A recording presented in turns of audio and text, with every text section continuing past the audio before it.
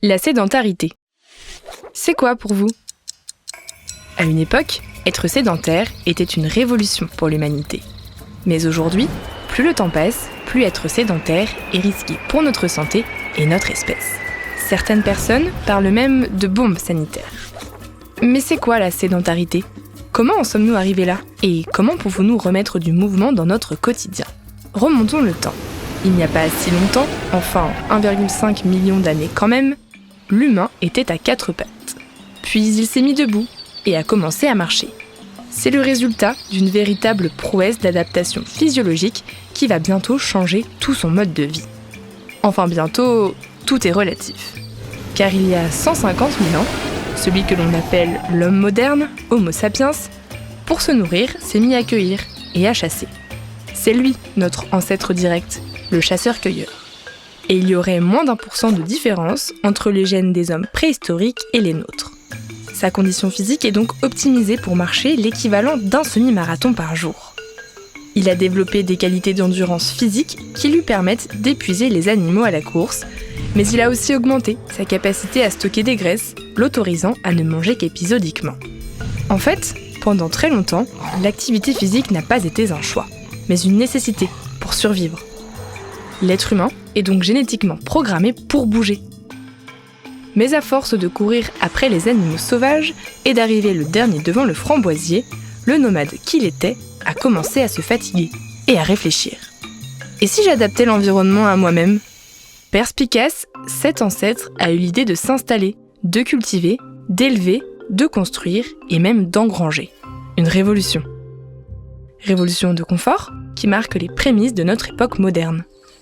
Nos ancêtres ont commencé à construire des maisons, des villages même, et à planter des graines pour récolter leurs propres céréales.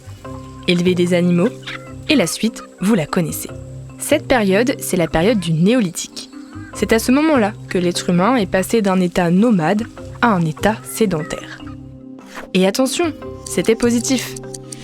Alors, quand la sédentarité est-elle devenue un danger ? Encore un peu de patience. Accélérons maintenant de quelques siècles pour arriver autour de 1700. C'est d'abord le début des premières révolutions agricoles, puis industrielles et enfin numériques. Toutes ces révolutions ont été bénéfiques pour notre humanité, mais c'est surtout pendant cette dernière révolution numérique que tout s'est accéléré et c'est comme si on avait perdu les pédales. On passe la majeure partie de nos journées assis pour travailler, se déplacer, se divertir ou même se nourrir grâce à Internet.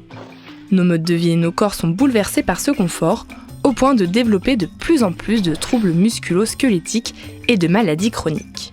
C'est là que le mot sédentarité perd sa valeur positive.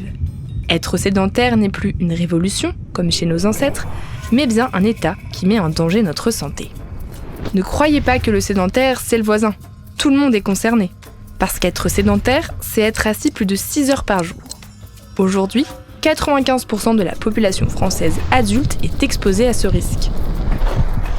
Et donc, quels sont les effets sur notre santé ? La sédentarité encrasse notre corps. En position assise, notre métabolisme ralentit pour protéger ses fonctions vitales, ce qui peut entraîner douleurs, prise de poids et maladies. Rassurez-vous, on peut contrer ces effets négatifs. La recette ?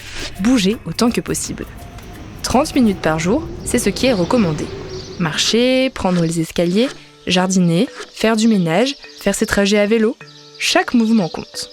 Pas le temps ? 3 fois 10 minutes, c'est aussi possible. Le mieux pour vous motiver est de choisir une activité qui vous plaît.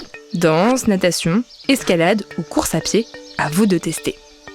Plus vous bougez, moins vous êtes sédentaire et meilleure sera votre santé.